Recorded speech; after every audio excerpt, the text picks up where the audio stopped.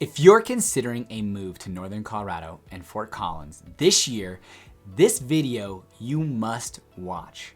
We have helped over 100 families move, relocate to this area, and have valuable insight, ideas, and knowledge that we are going to share with you. We're going to talk about 4 different ideas to consider, and then 5, we are going to talk about specific things that you can implement upon your planned relocation to Northern Colorado. What's up, everybody? My name is Patrick Soukup with Soukup Real Estate Services here in Fort Collins, and this is Living in Fort Collins YouTube channel. We are licensed real estate agents in the state of Colorado, and as much as we like making these videos, we like helping more people buy, sell, and invest here in Northern Colorado. So give us a call, text, or email if you are considering a move or relocation to Fort Collins and Northern Colorado this year. Now, without delay, let's jump into today's video, relocating to Fort Collins this year. Let's go. I think one of the most important things if you are moving with a family is to get everybody on board. A lot of this entails some upfront legwork, and most people and families take that time and opportunity to take multiple trips, visits, relocation, kind of specific tours of the area, and really want to dive in of, is this area going to be right for me and mine? Now, it's tough, especially different ages of kids, specifically, middle school and high school, moving across the country. It is extremely tough on them. My wife, she was her family was in the military, and she moved to a new high school. At the start of her high school career, she went to different middle school and elementary. And I can tell you that as of now, living in Fort Collins, she wants this to be our home base, and moving our kids from different school districts is going to have to be a big move and consideration for us. Now, when they're young, a little bit easier because no matter what, kids are going to move all over the place and probably not as big of a deal. But as they get older and more ingrained and figuring out who they are and kind of their cliques, I would say making that move is very, very big. And now some families, it has been super, super easy. Kids have just absolutely loved it. It could have never been anything better for them and their family, but others have absolutely had problems, and even to the point where they've moved back or are considering a move back to their old home. So that being said, I think it's important for, both spouses to be on the same page. And this has to be, maybe not necessarily 100% move, because no one can really be 100% about such a massive move, but 90%, if you can even put type of percentage figures on it, that I'm pretty sure this is going to be the right move. But we've done all of our due diligence. We've researched the heck out of it.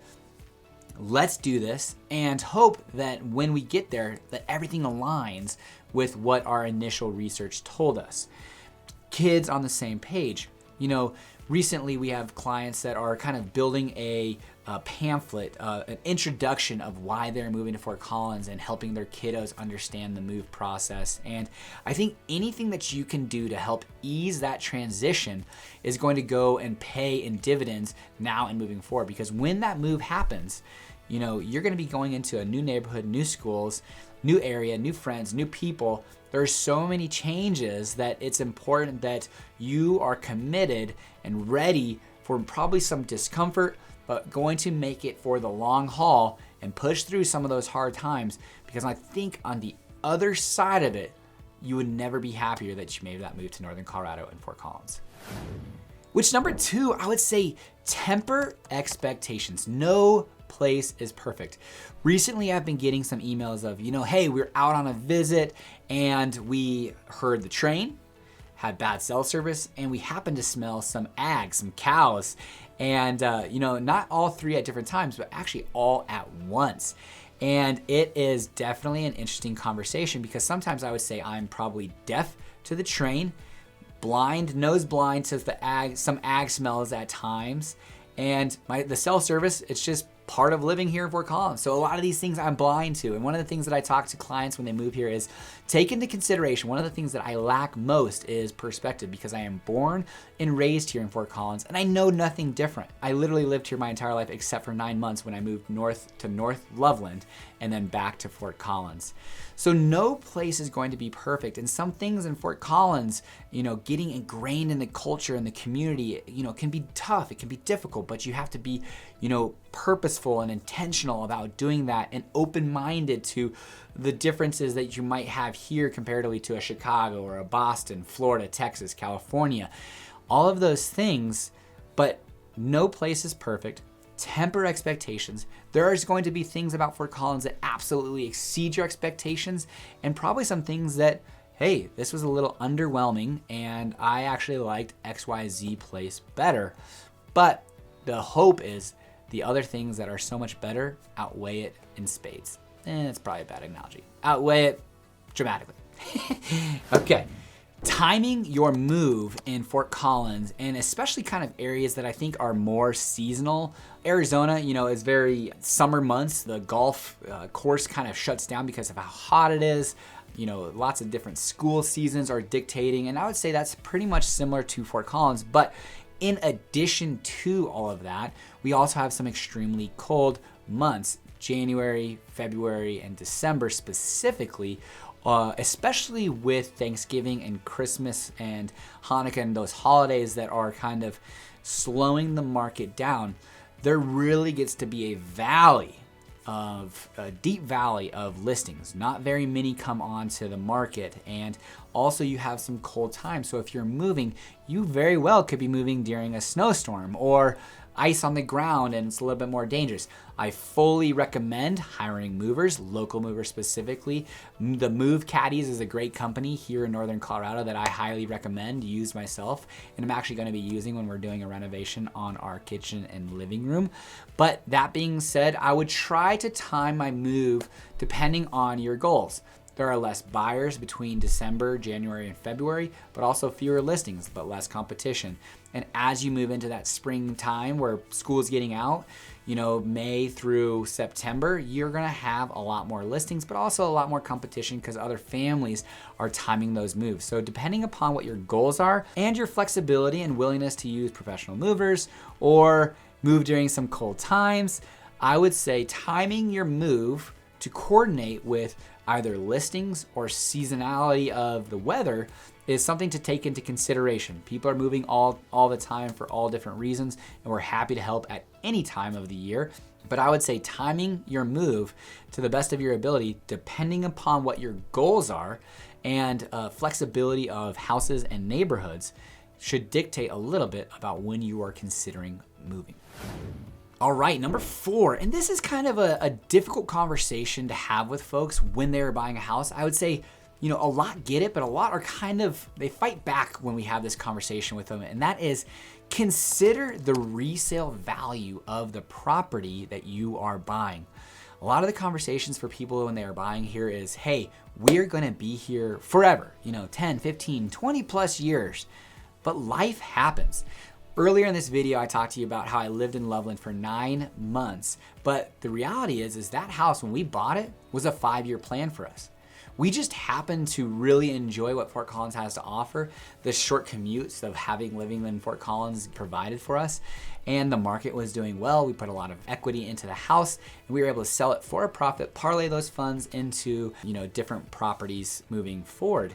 And I think that's super important when you are considering a massive relocation to an area because, hey, maybe new opportunities happen in the future. Maybe the desire of living in Fort Collins seemed amazing on paper, but when you got here, it didn't live up to it for whatever reason, and you decide to move somewhere else. Or, hey, you moved here, you love the area in general, but you want to be in a different neighborhood or a nicer house or a bigger house. We're working with 3 clients right now that are absolutely hitting on all 3 of those. One's moving from Fort Collins, has only been here for 2 years because of job opportunities and new locations. The other one's moving and gonna rent for a couple months while they look for a bigger, badder house. And the other one, they moved here and it just didn't really fit the vibe for the kids as well as they had hoped, and it just wasn't as flourishing as opportunity as they hoped, so they're actually gonna move back home. But it's important to consider the resale value when you're upfront purchasing a home. What's the difference between Loveland, Fort Collins, and Windsor? What's the difference between the Thompson Valley School District and the Poudre School District? How about sweat equity that you're going to put into the home? Understanding the land development code or the land use code, eventually something will pass, and what your property can be used for, what your neighbor's properties can be used for, and what is the highest use of that property and the opportunities now and moving forward, because there's so much change going on in that I think it's really important to dive in on that specific property and zone in that area to understand what is the value of my property, because maybe you bought a huge property that eventually will be able to build an ADU on it, and the value of that land just went up a little bit because, hey, somebody might see that as an opportunity to build a mother-in-law suite to put their, mother-in-law or father-in-law in, and all of a sudden that's really valuable to them. And so you need to understand the resale value of your property. In addition to that, you have to also look at what developments are happening around the area. We work with a lot of clients from all over the place, but we are specific to Northern Colorado. The furthest south I go representing my clients is Berthoud, and then to the east is Greeley, and west is Estes Park, north to Wellington. We really don't even go too much further than that. But there are people like in Denver that come and represent a property here in Fort Collins, and there was a listing that was backing to open land and said, open land, backing to open land. And I looked at it, I was like, no way. I just looked at the development review process, and there's a massive development going to happen here, and it's probably going to get approved. There's going to be hotels, residences, commercial opportunities here. It might be open for now, but in 2 years, it will absolutely be developed. So understanding what is happening in and around your property is very important so that you know what the value of that property is now and moving forward, because, hey, we're looking at a property today that the house happens to be right next to Timnath Middle School, and the growth of Timnath is just dramatic. And the value of these homes are increasing pretty dramatically because this school is extremely well put together. There's gonna be a lot of people moving there in and around the area, and there's gonna be a lot of development that happens now and in the future. So having the understanding and ability to know what's happening around your property and the value of that property is important to the resale value of the property. And as much as you'd like to think, sometimes at least, that this house might be a 10, 15-year property, that is amazing to consider. But also, life happens. I know 3, 4 stories just off the top of my head. So it's something to consider when you're relocating. As always, while it might not be comfortable, consider the resale value of your property. All right, number 5, and we're just gonna kind of rattle off some ideas of you are physically going to relocate. And here are some things to take into consideration. Consider shipping your car. We're shipping a car right now from California to Fort Collins. It's $1,200 for that fee to ship the car, but we're also negotiating a little bit and might be able to get it around $1,000 to ship that vehicle. Consider shipping your vehicle if it's a little bit easier for you to both take one rather than gas and parking and different things of that nature. Considering selling as much items as you possibly can and buying new here. If you got a whole bunch of IKEA stuff or Wayfair stuff that might be falling apart when you're taking it apart, if there's a lot of pressed board desks in your repertoire of furniture, consider selling that in the location that you are and buying new here. Also, sending out some vitals through UPS and having that car empty so that your dogs or cats has room to move around and not cramped up in boxes while you make the trip from Boston to Fort Collins, Colorado. Getting multiple bids from movers and understanding the different opportunities of, hey, we're gonna drive the loading container, we're gonna have labor there, they're gonna pack it, we're gonna drive it, somebody else is gonna unpack it here, or we're gonna have a one-stop shop, or we're gonna have a mixture of that. And getting multiple bids from 3 different reputable companies that are very well insured will really save you probably thousands of dollars on that relocation. Understanding the layout of Fort Collins. We are a grid kind of city. Northwest, northeast, southwest, southeast quadrants. And moving here, you're gonna wanna really understand and narrow it down probably to a quadrant of town, not necessarily a neighborhood, but understanding the dynamics of north-south on College Avenue, east-west on Prospect, Horseshoe, Harmony, kind of those main artery roads, and kind of learning that as quickly as you can, because once you get those main 5 streets east-west, 5 streets north-south, you will understand where and how to get around Fort Collins that much better. Building your team, and that starts with a real estate agent if you're considering buying a house in Northern Colorado, specifically one that has gone through the process of a relocation, understands how they can help and where they can benefit you. From there, leverage their resources for movers, for lenders, for landscape, for vendors when you're there, the service, the trades, and hopefully that person is well connected to the community and can give you some reputable sources that maybe he or she uses. If you're not going to be moving into the house right away, consider getting somebody to either help lawn mow or snow shovel. Fort Collins does have an ordinance that it's a nuisance ordinance that if you do not have your driveway shoveled within 24 hours, your neighbor could call, rat on you, and they come out and shovel that driveway and send you the bill. Or if you're moving in during spring, summer, and your lawn's kind of going to get overgrown, being a courteous kind of neighbor and making the best kind of introduction to those individuals on either side of you and across the street, consider having a lawn mowing service come, whether it's once a week or once every 2 weeks, if you're not going to be moving into the house for a month or two before or after you buy the house. Connections in Fort Collins is probably about a month out. So if you are buying a house, we at Soukup Real Estate Services will give you a utility kind of startup within the first week of going under contract and say, hey, you really want to consider getting going with connections because they are about a month out. But their labor kind of shortage at connections will kind of make you wait for about a month. So make sure you're ahead of the ball, even if you're going to rent or buy, getting involved with connections from kind of day one to jump. Now, those are just some ideas to help you get going.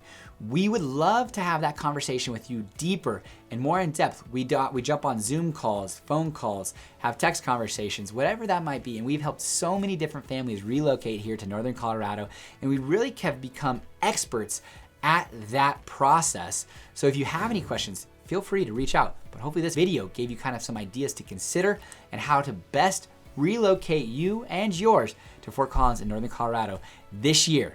All right, guys, until next time, take care.